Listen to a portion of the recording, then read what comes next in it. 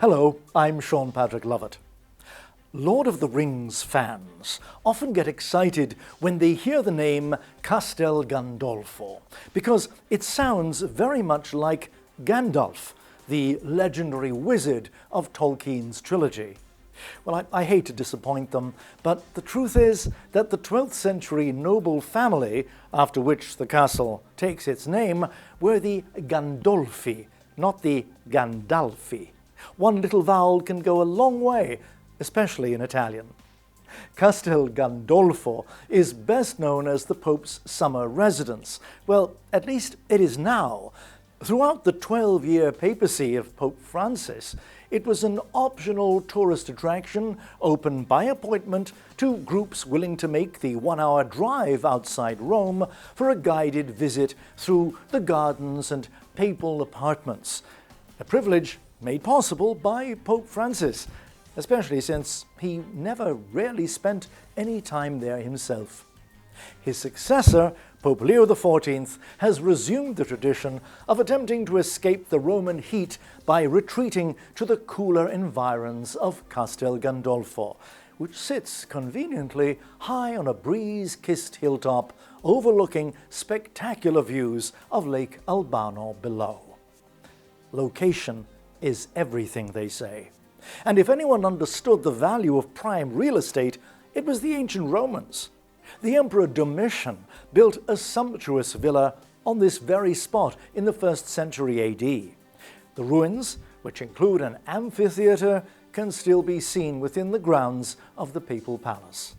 Since then, a litany of popes has followed his example, inviting some of the most renowned artists of their day to embellish and enhance their papal property, which technically goes under the very grand name of the pontifical villas. But this is the kind of information you can find for yourself on Wikipedia.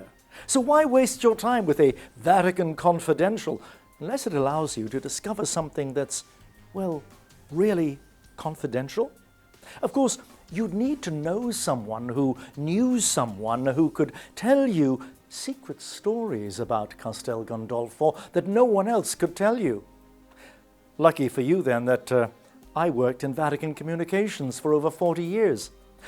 Some of the very people who ran the pontifical villas of Castel Gandolfo told me stories of how Pope St. John Paul II, who spent as much time there as he could, used to have his desk carried out into the garden so he could write what would be some of his greatest encyclicals beneath the trees. By contrast, Pope Benedict XVI would close the shutters of his study window and write some of his most brilliant theological reflections indoors and by candlelight, because it helped him concentrate, he said. Few people know that the villa at Castel Gandolfo includes a swimming pool. It was especially built for the 58-year-old keep fit John Paul II in the early 1980s. When some fiscally minded cardinals objected, the Pope is said to have responded, "It's definitely cheaper than another conclave." The paparazzi went crazy, trying to get a picture of him in his swimsuit. They knew it would be worth a fortune. The picture, not the swimsuit. Finally, if you ever get to shop at the Vatican supermarket, yes, there is such a thing, but that's another story, you will find cartons of milk labeled pontifical villas.